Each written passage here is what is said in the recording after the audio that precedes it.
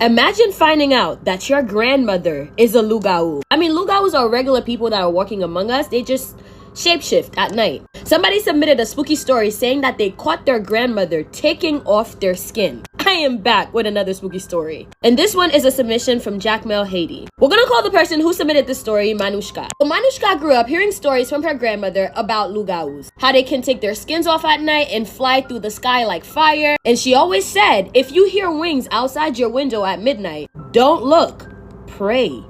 Manushka thought that her grandmother was being dramatic. She thought that the lugau stories were just folklore. But everything changed one night when Manushka was 16. So they lived in a small wooden house on the hill, surrounded by banana trees. The grandmother's room was right next to Manushka's room. And every night she would hear some form of activities going on over there in the grandmother's room. Whether it be whispering prayers after midnight. Now it does make sense for the grandmother to be praying because she came from a prayerful family. Her entire family, as far as Manushka knows, is religious. And it wasn't the low whispering praying sound. There were other things going on in there too. I really started to raise suspicion with Manushka. It would be a sound of something dripping in the room. She would hear noises of something heavy just dragging on the floor. And then sometimes there would be a smell there.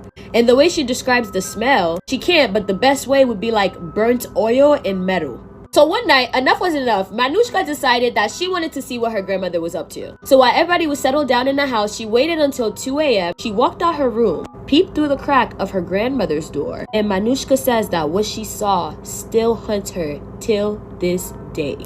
She was standing in front of this big basin. She was humming in this deep, strange tone. She dipped her hand in some sort of like black looking oil and just starts rubbing it on her skin all over, very slowly as if she was washing herself. Then she reaches behind her neck and starts pulling her skin. From the back of her neck, her skin slid off so smoothly as if she was taking off a dress. And underneath, she says it was horrifying. Her body looked black and wet. And it's crazy because she can't make out like skeletons, bones, or anything. Her skin just came off. And at this point, Manushka froze. She says she watched her grandmother fold her skin, placed it in a calabash bowl, and whispered something over it. Then just suddenly, it happened. Split of a second. It happened a split of a second. 1 second she was standing in the middle of the room. The next second she flew out the window. Just gone. So at this point, Manushka runs to the other window, but she didn't see her. She's looking through another window. She doesn't see her grandmother. What she sees instead is fire flying through the sky,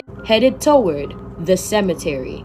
That's when Manushka realized that her grandmother wasn't praying at night. She was feeding. Now, Manushka says that she has a lot of stories about her lugau grandmother. Because if you want to know what happened and how the family dealt with the lugau, you gotta come back for part 2. So leave a comment saying part 2. Make sure you follow me for spooky content. I am so close to 300,000 followers. Like I say at the end of every single video, I love you, my abducted humans, from your favorite Haitian homegirl.